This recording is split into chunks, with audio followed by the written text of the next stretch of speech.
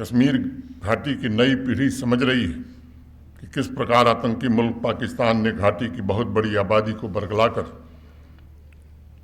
उन्हें रेडिकलाइज करके उनके हाथों में बंदूक पकड़ाकर उन्हें अपने ही लोगों का खून करने के लिए तैयार किया था। वो उन साजिशों को भी समझ रहे हैं, कैसे आतंकवाद के इकोसिस्टम और घाटी में मौजूद जो कॉन्फ्लिक्ट इंटरप्रेन्योर्स हैं, जो आज भी कुछ हैं, उन्होंने कश्मीरी पंडितों के नरसंहार के बाद इस पूरे क्षेत्र में आतंकवाद को पनपने दिया। लंबे समय बाद समय का पहिया घूमा है। कौल साहब की पुस्तक के किरदार मोहन और हसन की वेदना को नई पीढ़ी समझ रही है और ये भी समझ रही है कि जो आतंकवादी मुल्क अपने अवाम के लिए 2 वक्त की रोटी का इंतज़ाम नहीं कर सकता, वो उनके लिए बेहतर भविष्य क्या दे सकता है। अब आतंकवादियों के पूरे इकोसिस्टम को नस्तानाबूद करने की कोशिश हो रही है। जो आतंकी ग्रुप से जुड़े तत्व हैं, उन्हें सरकारी मशीनरी से एक एक करके बाहर करने का सिलसिला तेज गति से प्रारंभ हो गया है।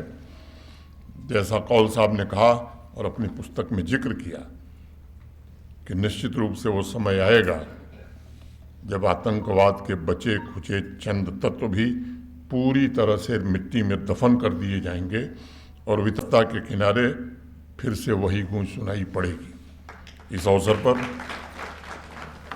मैं आप सबके सामने नतमस्तक हूँ और कश्मीरी पंडित समाज का विशेष रूप से अभिनंदन करना चाहता हूँ।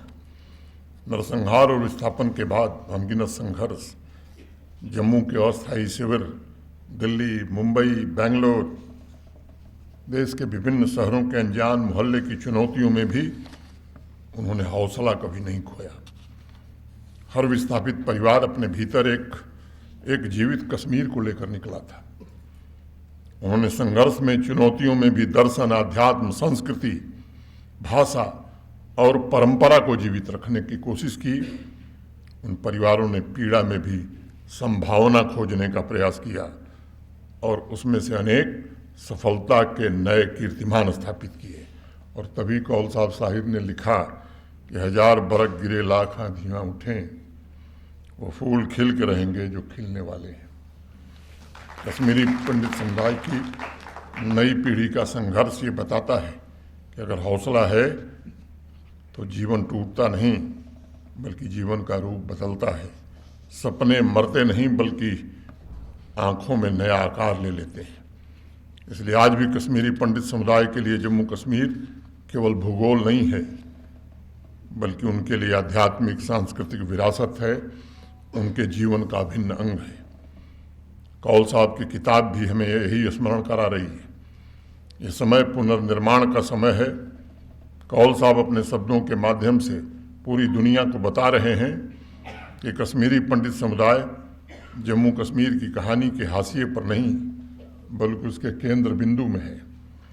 आज बांदीपुरा, बारामूला, अनंतनाग जैसे अनेक जिलों के गांवों में कश्मीरी पंडित परिवार की अनुपस्थिति केवल एक समुदाय की क्षति नहीं है बल्कि ये जम्मू कश्मीर की आत्मा की क्षति है।